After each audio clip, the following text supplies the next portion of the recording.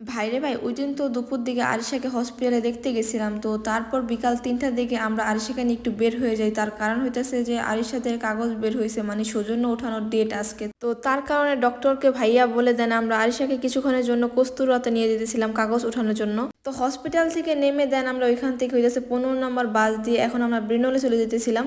আর এই তো বলতে বলতে আমরা ব্রিনোলে চলে আসছি। আর এখানটার ভিউটা তোমরা দেখো, কত সুন্দর একটা পরিবেশ, মানে চারদিকে গাছপালা দিয়ে পুরো ভরপুর ছিল, অনেক বেশি সুন্দর লাগতেছিল।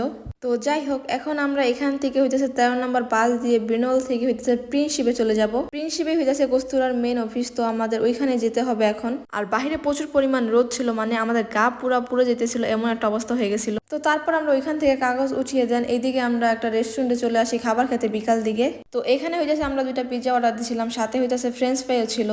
তো তারপর আমাদের খাবার খাওয়া শেষ করে এখন হইতেছে আমরা আবার হসপিটালের দিকে চলে যেতেছিলাম আরিশাকে নিয়ে। তো আমরা ট্রেনে উঠে যাই। তো ট্রেন থেকে নেমে এখন আমরা হসপিটালে চলে আসছি বাস দিয়ে। তো তারপর আমরা হসপিটালের ভিতরে চলে যাই। তো তার কিছুক্ষণ পর হইতেছে আমার আব্বু আসছিল আরিশাকে দেখতে। তো 7টা 7:30 বাজার পর তারা কোনো মানুষ থাকতে দেয় না। তো যেহেতু 7:30 বেজে গেছে, তো তাই আমাদের বের করে দিয়েছে, বলতেছে যে বাসায় চলে যাও তোমরা। তো তাই আমরা বাসার দিকে চলে যেতেছিলাম। আর এইদিকে তোমরা দেখো, আমি ট্রেনে বসে ফোন চার্জ দিতেছিলাম, কারণ আমার ফোনে চার্জ ছিল না।